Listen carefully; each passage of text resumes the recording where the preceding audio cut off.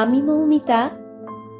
আমার কবিতা পাঠ চ্যানেলে আমার সকল শ্রোতা বন্ধু এবং দর্শক বন্ধুকে আন্তরিক শুভকামনা জানিয়ে আজকের গল্প পাঠ শুরু করছি। আজ আমি আপনাদেরকে পাঠ করে শোনাব বুদ্ধদেব গুহর লেখা একখানি টান টান উত্তেজনাপূর্ণ রোমাঞ্চকর প্রেমের গল্প। গল্পের নাম হলুদ চাঁদ এবং একমাত্র খুশি। আমার অনুরোধ রইল গল্প পাঠ শোনার জন্য। রোজকারই মতো আমার পুরনো কথাগুলি একবার সংক্ষেপে বলে নিচ্ছি। যদি আমার গল্প পাঠ আপনাদের ভালো লাগে, অনুগ্রহ করে লাইক শেয়ার করবেন। যারা এখনো আমার কবিতা পাঠ চ্যানেলটি সাবস্ক্রাইব করেননি, তাদের অনুরোধ সাবস্ক্রাইব করে সাথে থাকার।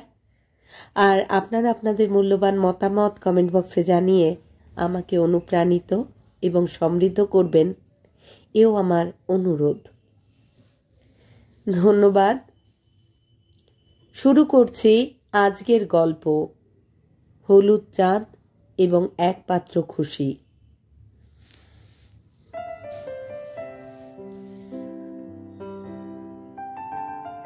স্টেশনের নাম হেহেগাড়া। দুপাশে খাড়া পাহাড়, নিবিড় জঙ্গলাকীর্ণ। লাল ধুলো ঝড় উঠছে চৈত্র মাসের হাওয়ায়। বহু বর্ণ শুকনো পাতারা হাওয়ার সওয়ার হয়ে বিভিন্ন দিকে চলেছে। প্ল্যাটফর্মে পায়চারি করছিলাম। একেবারে জনশূন্য। স্টেশন মাস্টার একা তার ঘরে ফতুয়া গায়ে টক্কাটরে টক্কাটরে করছেন। সিগন্যালম্যান তার নীল জামাটা গায়ে চাপিয়ে হাতে তারের চাকতিটা নিয়ে দাঁড়িয়ে আছে, ইঞ্জিনের ড্রাইভারকে দেবে। দু একজন আদিবাসী লোক শুয়ে বসে আছে স্টেশনের পাশের কৃষ্ণচূড়া গাছের ছায়ায়। একমাত্র ডালটনগঞ্জ ছাড়া বোধহয় পালামৌর এই জঙ্গলাকীর্ণ পাহাড়ময় রেল স্টেশনগুলোর একই ছবি। ট্রেন এসে গেল। সিগন্যাল ডাউন হয়েছে। সৌমেনকে নিতে এসেছি আমি এখানে বাসের ঠিকাদারের ম্যানেজার হয়ে আসার পর 1 বছর কেটে গেছে। অনেক বন্ধুই লিখেছিল আসবে বলে, কিন্তু শেষ পর্যন্ত এই পাণ্ডব বর্জিত দেশে জঙ্গলি জায়গায় কেউই আসেনি। আজ সৌমেনও যে আসছে তা নিছক আমাকে সঙ্গ দেওয়ার জন্য নয়। ওর শিকারের প্রচন্ড শখ, তাই শিকারে আসছে এখানে। রথ দেখা কলা বেচা 2 হবে। দাঁড়িয়ে দাঁড়িয়ে ভাবছিলাম, আমার অন্য কোনো বন্ধুই এখানে এলো না। শেষ পর্যন্ত সৌমেনই আসছে, অথচ যার সঙ্গে আমার এতটুকু মিল নেই কোথাও। ও একেবারে খরস্রোতা ছেলে, বিচিত্র বীর্য। জীবনে কোথাও কোনো বাধা বা প্রতিবন্ধকতা নিয়ে মাথা ঘামায়নি কখনো। ওর যৌবনের তেজও কিছুটা নগ্ন প্রাচুর্যে ও নিজের লক্ষ্যে পৌঁছেছে। ও আজকে একজন রীতিমতো কৃতি ছেলে, ডাক সাইটে ইঞ্জিনিয়ার। এমন প্রতিভাবান ছেলে নাকি ওর ওপরওয়ালারা দেখেইনি আজ পর্যন্ত। আর আমি সাইকোলজিতে MA পাশ করে আজকে বাঁশের ঠিকাদারের ম্যানেজারি করছি পালামৌয়ের গভীর জঙ্গলে। সে জঙ্গল আমার ভালো লাগে না, যার সঙ্গে আমার কোনো আত্মিক যোগ নেই। কলকাতার ছেলে আমি। আজীবন যেখানে মানুষ, সেখান থেকে আমার জীবিকা আমাকে উপড়ে এনে এই জঙ্গলি জায়গায় ফেলেছে। আমার দম বন্ধ হয়ে যায়, নেহাত পেটের দায়ে পড়ে আছি। এই ঠিকাদারের ম্যানেজারকে সৌমেন যে মনে করেছে, এইটাই ভেবেই বেশ খুশি খুশি লাগছে। থাকলেই বা ওর অন্য উদ্দেশ্য, তবু আমার কাছে তো আসছে। ট্রেনটা যখন সত্যিই ধুলোর ঝড় উড়িয়ে স্টেশনে ঢুকলো, তখন বেশ আনন্দই হলো। যাক, সৌমেন তাহলে সত্যি এলো। ফার্স্ট ক্লাসের হাতল ধরে দাঁড়িয়েছিল সৌমেন। পরনে ট্রাউজার এবং চেকচেক হাফ শার্ট, চোখে সানগ্লাস, মুখে পাইপ। সুন্দর দীর্ঘ দেহী সুপুরুষ, এক মাথা চুল উল্টো করে আঁচড়ানো। ট্রেনটা থামলো। গাড়ির দরজায় দাঁড়িয়ে সৌমেনের কাছে বেটে খাটো রোগা পাতলা আমি যেন কেমন মিয়ে গেলাম। আমার হীনমন্যতাটা যেন নতুন করে সিন্ধুবাদ নাবিকের মতো আমার কাঁধে চেপে বসল। ট্রেন থেকে নেমে আমার কাঁধে ওর বলিষ্ঠ হাতের এক চাপড় মেরে বলল, কি রে কবি, কেমন আছিস? মিনমিন করে বললাম আমি।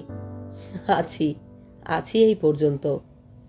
সৌমেনের এই ছোটবেলার অভ্যেস, মুখ এবং হাত সমানে চলে। আমার কাছে এটা এক ধরনের ক্রুডনেস ছাড়া আর কিছুই নয়। যতই কৃতি হোক না কেন সৌমেন, ওর মধ্যে রিফাইনমেন্টের অভাব আছে, এটা আমার বরাবরের ধারণা। এবং এরকম সশব্দ আমার আদপেই পছন্দ নয়। তবু কি করে যে আজ অবধি বন্ধুত্বটা টিকে রইল তাও বুঝতে পারছি না। টিকে রইল তার কারণ বোধহয় সৌমেনই ভাঙতে দেয়নি। যতই দোষ থাক, একটা গুণ আছে ছেলেটার, কখনো কোনো ভুল করলে সঙ্গে সঙ্গে দোষ স্বীকার করে নিতে পারে। তা যদি না পারত, তবে শর্মিলার ব্যাপার নিয়ে আমাদের সম্পর্ক চুকে বুকে যেত। সেসব কত বছর হয়ে গেল, ভাবলে আশ্চর্য লাগে। আমাকে আবার ধাক্কা দিয়ে সৌমেন বলল, কি রে, এই কাঠ ফাটা রোদ্দুরে দাঁড়িয়ে থাকবি না যাবি? আচ্ছা, কবির পাল্লায় পড়লাম যা হোক। প্রায় স্বপ্নথিতর মতো বললাম, হ্যাঁ হ্যাঁ চল চল। জিপে উঠে বসলাম। স্টেশন থেকে আমার বাংলো বেশি দূরে নয়, কিন্তু সৌমেন বলেছে শিকারের সুবিধের জন্য বন বিভাগের বাংলোতেই থাকতে হবে, কুমান্ডিতে। হেহেগাড়া থেকে অনেকটা পথ। জিপ চলেছে লাল ধুলোর ঝড় উড়িয়ে জঙ্গলের মধ্যে দিয়ে। দুপাশে কত যে ফুল! অশোক, শিমুল এবং পলাশে একেবারে আকাশে আগুন লেগে গেছে। নিচে আছে ফুল দাওয়াই, শিমশা জাতীয় ফুল এগুলো। ফুল দাওয়াই লাল, লাল বললে ঠিক বলা হয় না, এমন লাল যে মাথার মধ্যে ঘা দিতে থাকে। এমন অনেক ভাবনা যা সচেষ্টভাবে চাবি বন্ধ করে রাখার চেষ্টা করি, সেগুলো সব পিন পিন করে হুলের ঢিল খাওয়া মৌমাছির মতো বেরিয়ে পড়ে। পিরহুলের রং গাঢ় বেগুনি, শেষ কৈশোরের স্বপ্নের মতো। একবার চাইলে চোখ ফেরানো যায় না। তাছাড়া কত যে রঙিন পাতা, কত যে রঙিন প্রজাপতি, কত যে বিচিত্র কণ্ঠ পাখি, তার হিসেব নেই। ইচ্ছে করে থুতু দিই এই সৌন্দর্যে। নিষ্ঠুর, নির্বাক, উদগ্র এই প্রকৃতি, বোবা প্রকৃতি। আর বেশি দিন থাকলে পাগল হয়ে যাব। সৌমেন দুধারে তাকাচ্ছে আর বাহ বাহ করতে করতে চলেছে। একবার বাহ বাহ করছে আর আমার মাথার মধ্যে হাতুড়ি পড়ছে। সৌমেন বলল, বুঝলি কবি, চৈত্র মাসে জঙ্গলের তুলনা নেই। ইচ্ছে করে তোর কাছেই থেকে যাই। রাগে আমার গা জ্বলে। মুখে বললাম, থাকলেই তো হয়। সিরিয়াসলি ভাবছি কিন্তু। তাহলে থাক, মজাটা বুঝবি। এই নির্জনতাটা যখন তোর গলা টিপে ধরবে, সেদিন তোকে আমি দেখব। সৌমেন হা হা করে ওর স্বভাবসিদ্ধ হাসি হেসে ওঠে। বলে, এই জন্যেই তো তোকে কথাটা বললাম, তুই ভয় পাস। ভয়? কি ভয় পাই? পাস না? কি? এই প্রকৃতিকে ভয় পাস না? এখান থেকে পালাতে চাস না? জানি, জানি রে কবি, সব জানি। তোর মতো কবি আমি অনেক দেখেছি। শুধু তুই কেন, প্রকৃতিকে ভয় পায় না কে? ওর কথা বলার ধরন দেখে আমি অবাক হয়ে গেলাম। সারা গা শিউরে উঠল। বললাম, সবাই মানে? তুইও পাস? উত্তরে আমার প্রশ্নের ভয়াবহতা আরো নিবিড় করে ও বলল, সবাই পায় রে, আমিও পাই। আশ্চর্য, যে সৌমেন মাটিতে দাঁড়িয়ে আকছার বাগ মারে, সেও এই ফুল, লতা, পাতা, পাখি, প্রজাপতিকে ভয় পায়? ভাবতে পারছি না। আমার অত্যধিক সিগারেট পানে অসুস্থ বুকে আর সহ্য হচ্ছে না এসব। তাহলে ব্যাপারটা যা দাঁড়াচ্ছে, এ তো একটা সমস্যা। সৌমেন যখন ভয় পায়, তখন এই প্রকৃতির মুখে থুতু দেবার ইচ্ছাটা আমার নিছক পাগলামি নয়। অথচ সকলেই যদি ভয় পায়, তো আমার এই সামান্য থুতু দিয়ে এর কি ক্ষতি হবে? না, আর ভাবতে পারছি না। পাঞ্জাবির পকেট হাতড়ে একটা সিগারেট বার করলাম। জিপ চলেছে। সৌমেন ড্রাইভারের সঙ্গে শিকারের গল্প জমিয়ে নিয়েছে। কথা আছে আগামীকাল কোয়েল নদীর পাশে বাগে চম্বাতে সকাল থেকে সন্ধে অবধি ছুলো হবে। আমার মালিক যে কাগজ কোম্পানির ঠিকাদার, সেই কোম্পানির সাহেবরাও সব শিকারে আসছেন। ওরা রাঁচি থেকে গাড়িতে আসবেন। ওদের সঙ্গে ভিড়িয়ে দেব সৌমেনকে। শিকার টিকার আমার আসে না। বাঘ ভালুকের জন্য ভয়ও লাগে, আবার হরিণ টরিনের জন্য মায়াও লাগে। তবে কেউ হরিণ মারলে মাংস পাঠায়, একটু আধটু খাই, মন্দ লাগে না। তবে নিজে হাতে মারার কথা কোনোদিন ভেবে দেখিনি। ভালো লাগে না, ক্ষমতাতেও কুলোয় না। শিকারী হিসেবে সৌমেনের খ্যাতি আছে। বিভিন্ন দেশি বিদেশি পত্রপত্রিকায় সৌমেনের লেখা বেরোয়। কাগজ কোম্পানির সাহেবেরা নাকি বলেছেন, he would be a great pleasure to shoot with him. হঠাৎ একটা বাঁকের মুখে একটা কোটরা হরিণ রাস্তা পেরোলো। সৌমেন আফসোস করতে লাগলো, ইস, বন্দুকটা যদি বের করা থাকতো। ড্রাইভারটা দার্শনিকের মতো বলল, छोड़ दीजिए हुजूर, उसको मरना नहीं था, जी खत्म होगा तब ना मरेगा। কথাটা বেশ লাগছে, অনেকবার শোনা কথা, তবুও ভালো লাগলো। মরার সময় না হলে কি মরে? কুবান্ডি ফরেস্ট বাংলোতে পৌঁছতে পৌঁছতে আমাদের প্রায় বিকেল গড়িয়ে গেল। এই বাংলোয় আমি আগে আসিনি। বেশ চমৎকার বাংলো, একটা পাহাড়ের মাথায়। পাহাড়ের নিচে গাড়ি ঢোকার গেট, ঘোরানো রাস্তা উঠে গেছে পাহাড়ে। বাংলোতে ড্রাইভের পাশে সুন্দরভাবে লাগানো কৃষ্ণচূড়া, জ্যাকারান্ডা, চেরি এবং অন্যান্য সুন্দর সুন্দর গাছ। বাংলোর বারান্দায় বসে চাইলে চতুর্দিকে পাহাড়, চোখে পড়ে ঘন জঙ্গলের আস্তরণ। মহুয়ার গন্ধে বন একেবারে মাতাল হয়ে উঠেছে। পাহাড়ের মাথায় মাথায় মাঝে মাঝে পলাশ অথবা শিমুলের গাঢ় লাল। অন্যান্য হলুদ ও সবুজ পাতাওয়ালা গাছেদের ভারী চমৎকার দেখাচ্ছে। মেলা পড়ে আসছে। চারপাশ থেকে সন্ধ্যা হাওয়ার খবর এসে পৌঁছচ্ছে ঘরে। ময়ূর ডাকছে, কেয়া কেয়া কেয়া, এক টানা তীক্ষ্ণ স্বরে। গায়ে কাঁটা দেয় ময়ূরের ডাক শুনলে।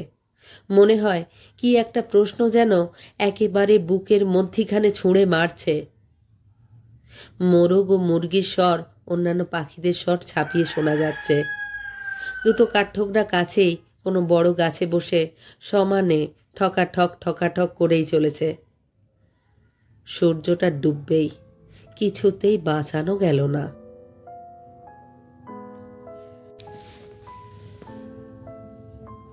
সৌমেনকে বললাম, এবার আমায় ছুটি দাও বাবা। তোমার জন্য মালিকের একজন পেয়ারের বাবুর্চি এনে দিয়েছি। বাথরুমে জল এনে দেবার আর তোমার খিদমতকারী করবার জন্য আর একজন লোককেও ঠিক করা হয়েছে। খাও দাও, বিশ্রাম করো, কিংবা ইচ্ছে হলে শিকার করো।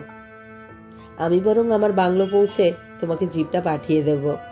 তুমি এই জিপ নিয়ে কাল সকালে বাগে চম্বা যাবে। সাহেবরা কিন্তু সব সকাল 8টার মধ্যে সেখানে পৌঁছে যাবেন। সৌমেন বলল, এত দূর পথ এলি, এরই মধ্যে যাবি কি? দাঁড়া, চা খাই একসঙ্গে।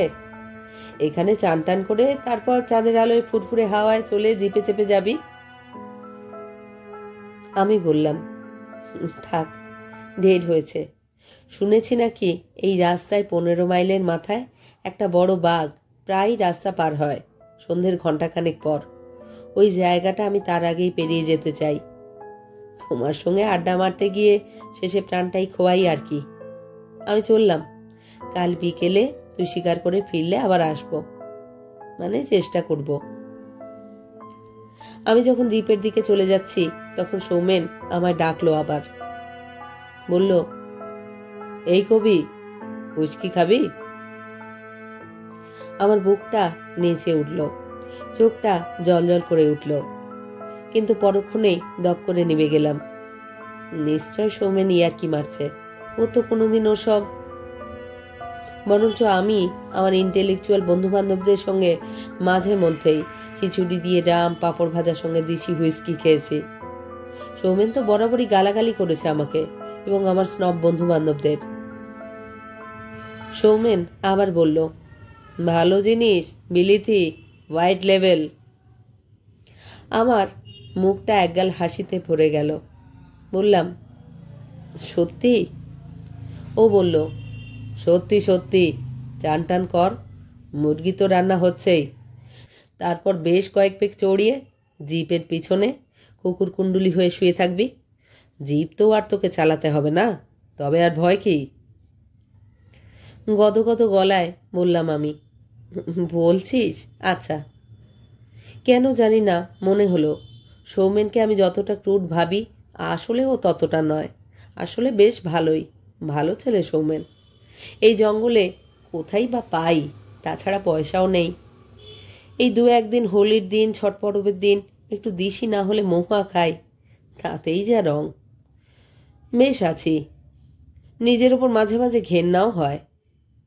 সৌমেন একদিন রাগ করে আমায় আমার বন্ধু বান্ধবদের বলেছিল, তোরা আবার বড় বড় কথা বলিস কি? You are even incapable of earning a living. রোজ ভাবি কথাটা সত্যি বলেছিল। এই লিভিং কি লিভিং? থাকে, অনেকদিন পর একটু ভালো হুইস্কি খাওয়া যাবে। নিজের উপর এত ঘেন্না সত্ত্বেও বেশ ভালো লাগতে লাগলো। মনে পড়ল শর্মিলাদের বাড়িতে পার্টিতে একদিন শর্মিলা বলেছিল, কবি একটু হুইস্কি খাও, দেখবে কেমন খুশি খুশি লাগবে। একটা নিঃশ্বাস পড়ল। হায় শর্মিলা। সৌমেনের ওপর আবার রাগ হতে লাগলো।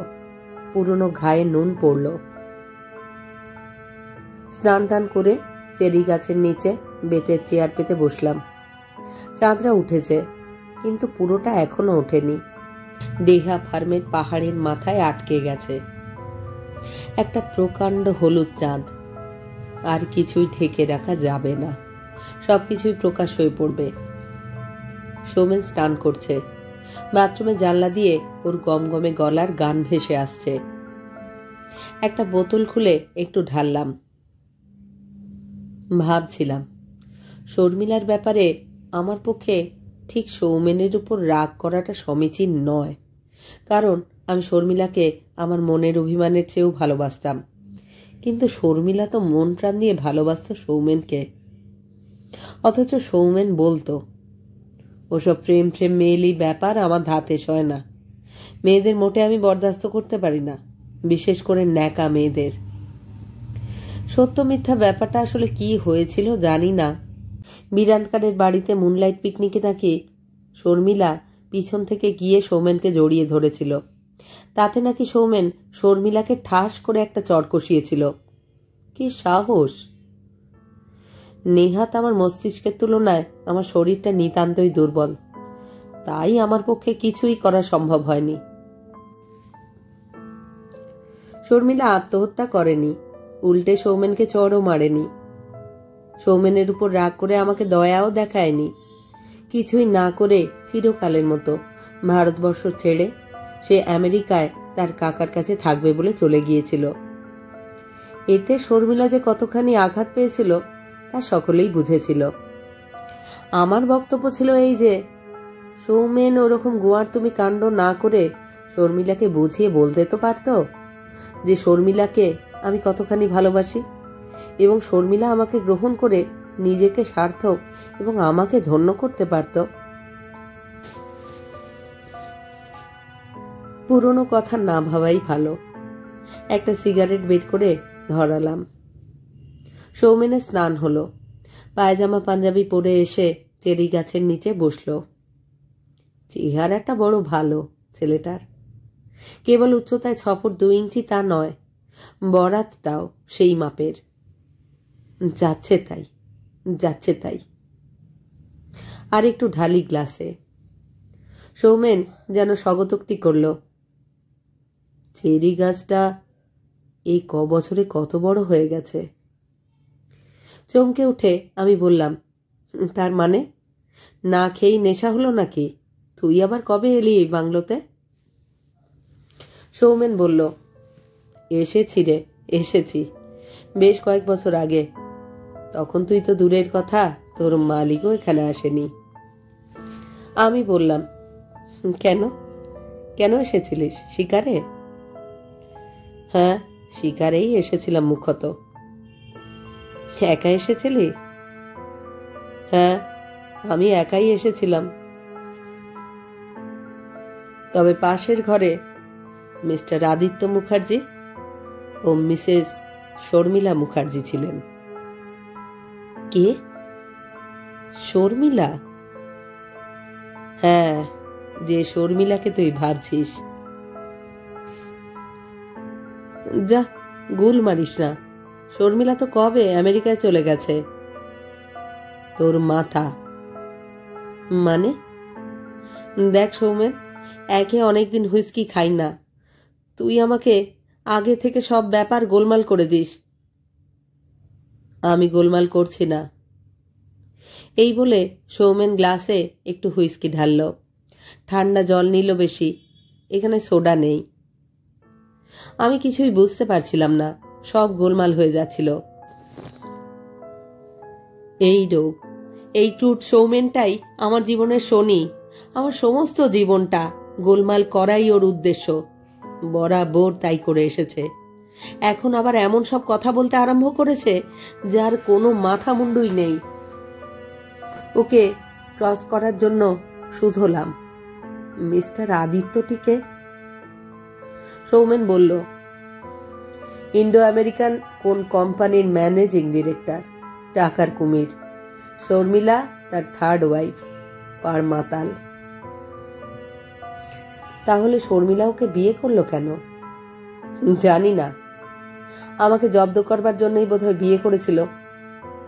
ভদ্রলোক বয়সে শর্মিলার চেয়ে কম পক্ষে 15 বছরের বড় ছিলেন।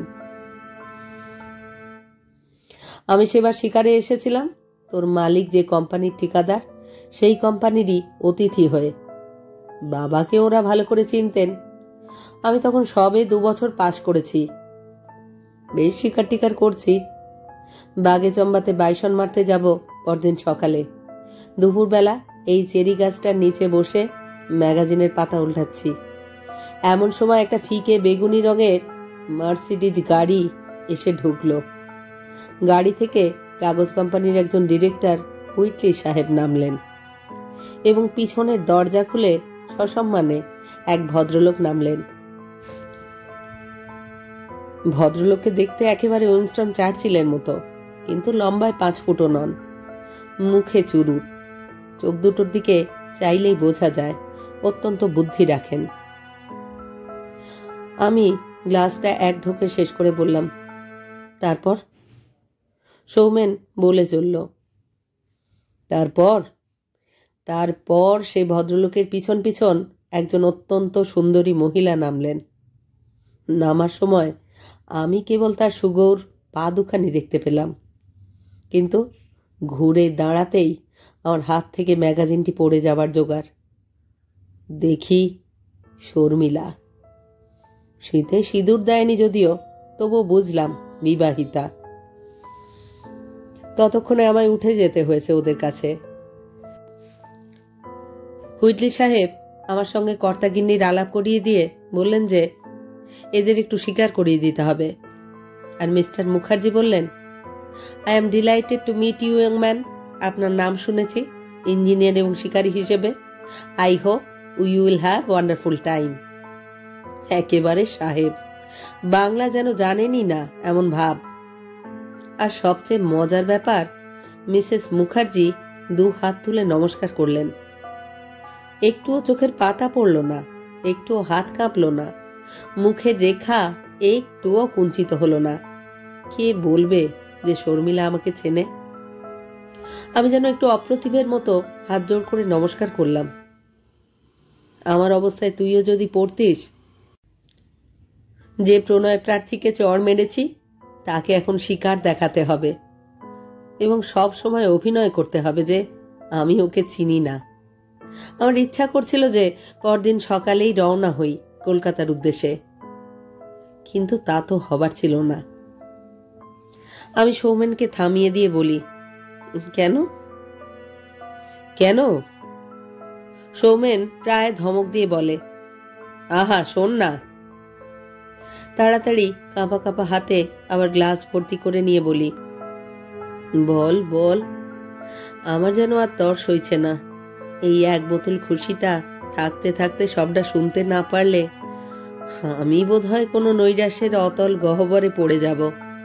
সেখান থেকে কেউ আমাকে টেনে তুলতে পারবে না। সৌমেন এক চুমুক দিয়ে আবার বলতে শুরু করলো, আমার রীতিমতো ভয় হতে লাগলো ওকে দেখে। চাঁদটা এমন ভাবে উঠেছিল, সমস্ত বন পাহাড় এমন ভাবে হাসছিল, বাতাসে মহুয়ার গন্ধটা এমন তীব্রভাবে ভাসছিল যে আমার কেন জানি না মনে হতে লাগলো আজ আর কিছু ঢাকা থাকবে না।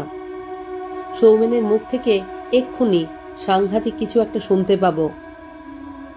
সেটা এই হুইস্কির বোতলটা খালি হবার আগেই আমি শুনতে চাই। সৌমেন শুরু করলো, সারা হাঁকুয়া হয়, জঙ্গলেই লাঞ্চ খাই। মুখার্জি সাহেবের জন্য কলকাতা থেকে বাবুর্চি খানসামা এসেছে, সঙ্গে আমারও ভালো মন্দ জোটে। ফ্লাস্কে করে চিকেন অ্যাসপারগাস স্যুপ যায়, আইস বক্সে করে কিছু cold meat, sandwich, chicken rolls ইত্যাদি। অন্য ফ্লাস্কে কফি, রাজসিক শিকার যাকে বলে। মুখার্জির সঙ্গে একজন সুদর্শন গান বেয়ারা তার গ্রিনার এবং হল্যান্ড অ্যান্ড হল্যান্ডের প্যারাডক্স নিয়ে বেড়ায়। শর্মিলা রিচেস পরে মাথায় টুপি চড়িয়ে যখন আমার সামনে মুখার্জি সাহেবের সঙ্গে ঢলাঢলি করত, তখন আমার আবার নতুন করে ওকে চড় মারতে ইচ্ছে করত। কিন্তু বাইরে বাইরে রাগ দেখালেও আমি মনে মনে কেমন দুর্বল হয়ে যাচ্ছিলাম। পিটিস ফুলের কদর্য গন্ধ, শালবনে টিয়া পাখিদের অনন্ত আক্ষেপ, সারাদিন খুশি হওয়া শুকনো পাতার নাচন আমায় যেন কেমন বদলে দিচ্ছিল কবি।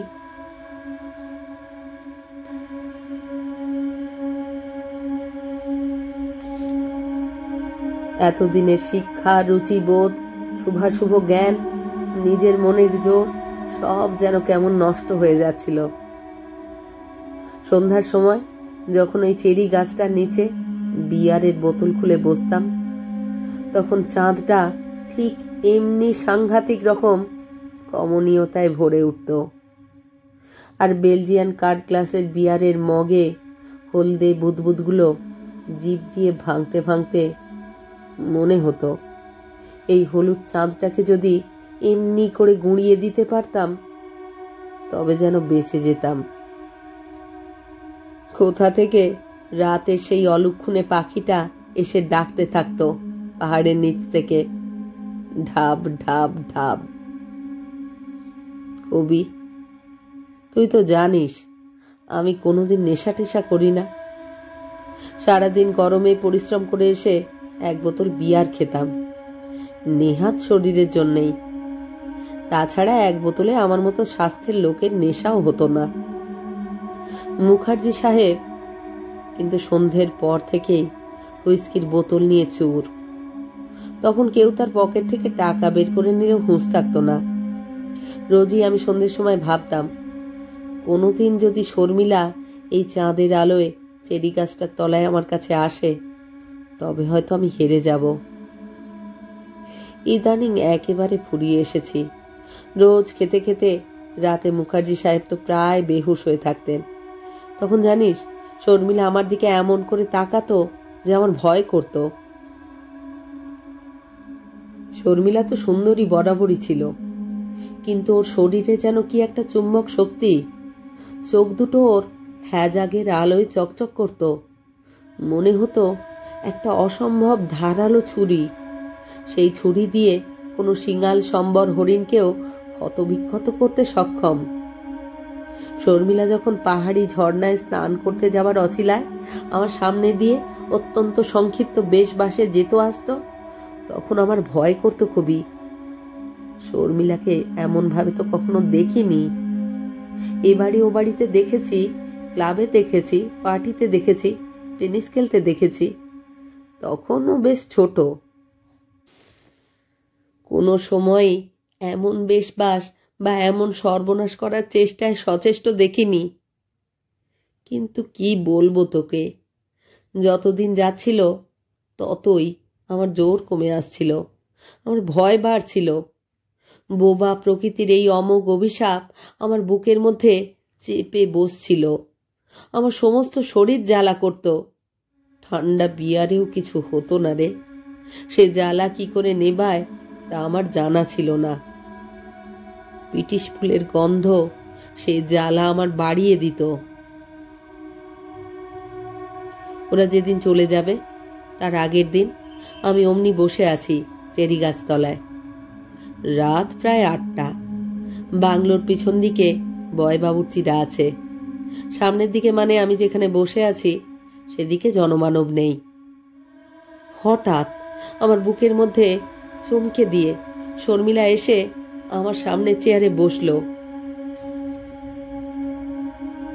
একটা সাদা শাড়ি আর সাদা জামা পরেছে, কানের নিচে গলার তলাতে বোধহয় আতর মেখেছে। খুশবু পাচ্ছিলাম। চাঁদের বুটি কাটা আলো চেরি গাছের পাতা বেয়ে এসে ওর মুখ আর শরীর ময় ছড়িয়ে পড়েছে।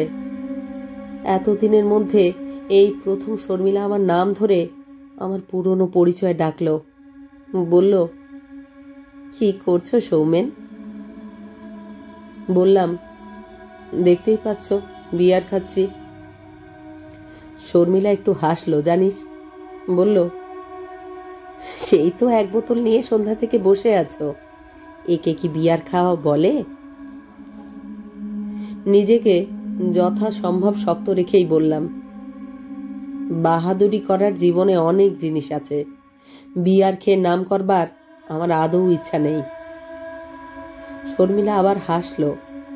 ও বলল, কথা ঘুরিও না, পারো না তাই বলো, যা পারো না তা পারো না স্বীকার করো। আমার রাগ হলো। বললাম, কি পারি না? মনে হলো শর্মিলা প্রায় দাঁতে দাঁত চেপে বলল, তুমি কিছুই পারো না। কিছুই কথাটার ওপর এমন জোর দিয়ে বলল যে আমার সন্দেহ হলো ও কেবল বিয়ার খাবার কথা বলছে না। আমার তখন জেদ চেপেছে। আমি বললাম, সব পারি। পারো? তবে খাও তো বিয়ার। বলে নিজে গিয়ে ফ্রিজ খুলে 4 বোতল বিয়ার নিয়ে এলো। বলল, খাও। আমি বললাম, খেতে পারি কিন্তু খাবো না। তখন ও প্রায় আমাকে গায়ে থুতু দিয়ে বলল, না তুমি পারো না, আসলে তুমি পারো না, পারো না, পারো না।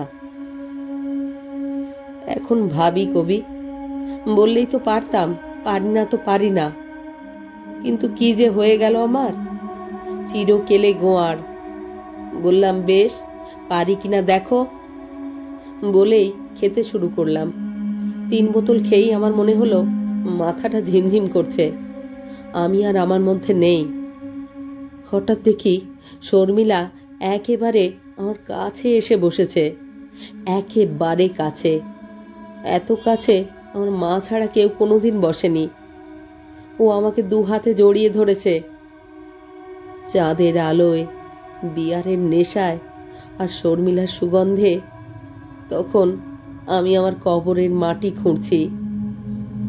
তারপর কি হয়েছে আমার মনে নেই কবি। শর্মিলা আমাকে অনেক কিছু করতে বলেছে, যা বলেছে আমি লঞ্জি ছেলের মতো ওর ইচ্ছায় করেছি। আমার শরীরে তখন এমন অবস্থা যে আমার নিজের ইচ্ছা আমি কারোর উপরে আরোপ করি সেই বল আমার নেই। আমাকে এই প্রকৃতি, এই চাঁদ আর শর্মিলা সবাই মিলে হারিয়ে দিয়েছে। তারপর কি হয়েছে আমার মনে নেই। যখন হুঁশ হলো দেখলাম মিস্টার মুখার্জি পাশে দাঁড়িয়ে। শর্মিলা কাঁদছে আর আমাকে আঙুল দেখিয়ে বলছে, দিস বেস্ট। মিস্টার মুখার্জি চুরুটটা মুখে কামড়ে বললে, ইউ আর এ বাস্টার্ড, বলে আমাকে একটা লাথি মেরে চলে গেলেন। আমিও যেন সৌমেনের মতো বেহুঁশ হয়ে গিয়েছিলাম সৌমেনের গল্প শুনতে শুনতে। আমি মনস্তত্ত্বের ছাত্র। কই, এমন ব্যাপার তো শুনেছি বলে মনে হয় না। সে শর্মিলা। সৌমেন প্রায় আমাকে ধাক্কা দিয়ে বলল, কি রে কবি, শুনেছিস? সৌমেন রায়কে একটা বেহেড মাতাল, একটা অপদার্থ লোক কিনা বলে বাস্টার্ড, লাথি মারে। আমি বললাম, তুই কেন গুলি করে মেরে ফেললি না দুজনকেই? সৌমেন বলল, থাম তুই, আমার গল্প এখনো শেষ হয়নি। না, গুলিও করিনি, রাগও করিনি, কেবল নিজের গালে চড় মেরেছি। তোর এই ফুল, লতা, গাছ, পাখি, প্রজাপতি, চাঁদ, এরাই তো সব সর্বনাশের মূল। এই বোবা প্রকৃতি আমার সব দম্ভ, আমার পুঁজি করা সব সংযম, সব শিক্ষা, সব গর্ব একটি হলুদ চাঁদের আলোয় ছারখার করে দিল কবি, ছারখার করে দিল। মিস্টার মুখার্জি, ব্যাপারটাতে যে পুরোপুরি আমারই দোষ তাতে একটুও সন্দেহ রাখলেন না। এবং শর্মিলা বুড়ো মোটা বরের কোলের কাছে গুড়িসুড়ি হয়ে নিশ্চয়ই সমস্ত রাত সোহাগে শুয়ে রইল। তারপর পরদিন আমি চলে এলাম। আমার বরাত ভালো যে বাবার কানে কথাটা মিস্টার মুখার্জি দেননি, বোধ হয় নিজের আত্মসম্মান জড়িত আছে ভেবেই। তারপর এই কবছর নিজেকে আরও শক্ত করেছি এবং শিকারে গেলেও জঙ্গলে একসঙ্গে 3 দিনের বেশি থাকিনি। আমার কেমন ভয় হয়ে গেছে কবি, আমার কেমন বুক কাঁপে এই নির্জনতায় এলেই। মনে হয় দুর্বল হয়ে যাচ্ছি। যাকে এসব কথা। কবি, 7 দিন আগে এই চিঠিটা বলে পকেট থেকে সৌমেন একটা চিঠি বার করল। বললাম, কার চিঠি? ও বলল, শর্মিলার। আমাকে দিয়ে বলল, পড়, চিঠিটা পড়। চিঠিটা কাঁপা কাঁপা হাতে খুললাম। খুলে হলুদ চাঁদের আলোয় মেলে ধরলাম। সৌমেন, এ চিঠি লেখার প্রয়োজন ছিল বলেই লিখছি, না লিখে কোনো উপায় ছিল না। কুমান্ডির জঙ্গলে যা ঘটেছিল তার জন্য তোমার কাছে আমি ক্ষমা চাইব না। আমি যা করেছি তা যে তোমাকে জব্দ করবার জন্যই করেছি তা তোমার চেয়ে ভালো আর কেউ জানে না। কিন্তু এই আমি নিজে যে কত বড় জব্দ হয়েছিলাম, জব্দ হয়ে এসেছি, জব্দ হয়েই এই পৃথিবী থেকে চলে যাচ্ছি, তা আর কারো না হোক, অন্তত তোমার জানা উচিত। তোমাকে আমি যেমন করে ভালোবাসতাম তেমন করে বোধহয় কোনো মেয়ে কোনো ছেলেকে ভালোবাসেনি। বড় হয়ে না ওঠা পর্যন্ত আমি বুঝতে পারিনি। স্বীকার করি আর নাই করি, মেয়েরা শরীরটাকে আমল না দিয়ে পারে না।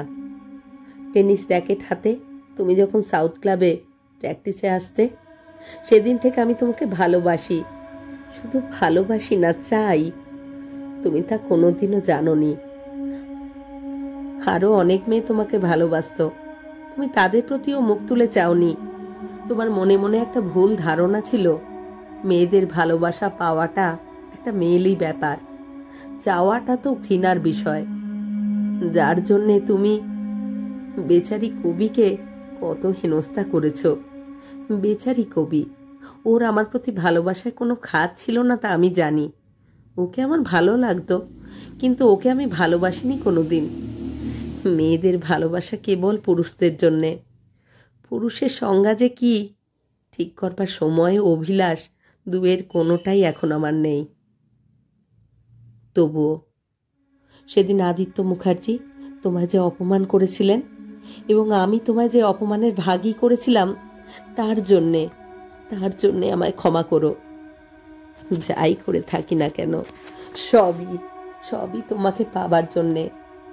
সে তুমি বুঝবে না, যদি কোনোদিনও সুযোগ আসে, তবে পাপের প্রায়শ্চিত্ত কি করে করতে হয় তা তোমাকে করে দেখাবো।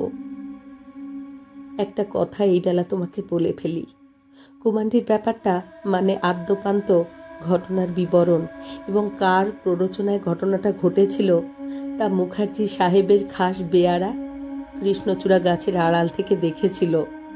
সাহেবের আগের স্ত্রীদের অনেক কীর্তিকলাপ নাকি তার জানা ছিল। অত্যন্ত অভিজ্ঞ লোক।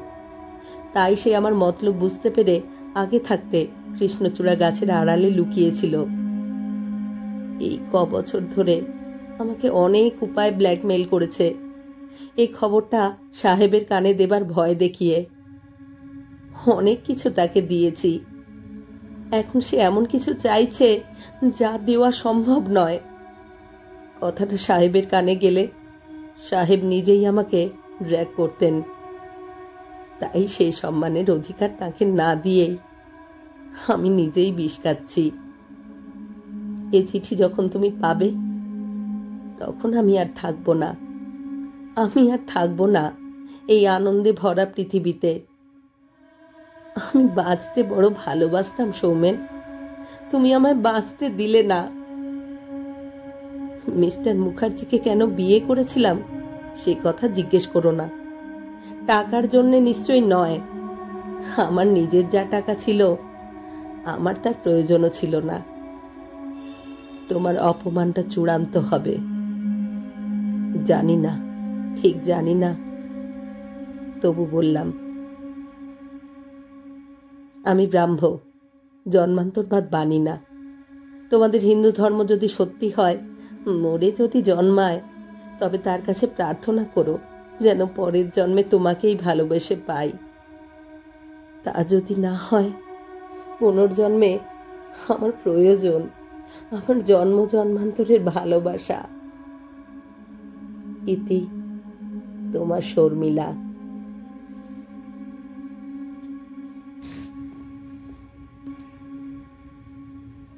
এত বড় একটা দুঃখের জন্য তৈরি ছিলাম না।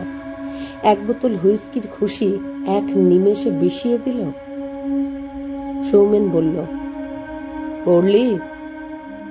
জবাবে বললাম, কিছু বলবি? বললাম, না। অনেকক্ষণ দুজনে চুপচাপ। সৌমেনই বলল, বুঝলি কবি, ভেবে দেখলাম জীবনে যারা হাঁটু গেড়ে বসে চায়, অন্তত ভালোবাসার ব্যাপারে গর্ব নিয়ে মাথা উঁচু করে বেড়ায় না, তারাই বুদ্ধিমান। এই যেমন ধর তুই, তোর জীবনটা কমেডি হয়ে ওঠেনি সত্যি কথা, কিন্তু ট্র্যাজেডিও তো নয়। তুই আন্তরিকভাবে তাকে চেয়েছিলি, তুই পাসনি। আমি কিন্তু মনে মনে কাঙালপনা করে বেরিয়েছিলাম রে। বাইরে রাজরাজেশ্বর হয়ে বড়াই করেছিলাম। তার ফল হলো কি? কি ফল হলো? আমি তো তোকে এতদিন বোকা ভাবতাম, বুঝলি কবি, কিন্তু তুই দেখছি আমার চেয়ে অনেক বুদ্ধিমান রে। তুই আমার চেয়ে অনেক বুদ্ধিমান।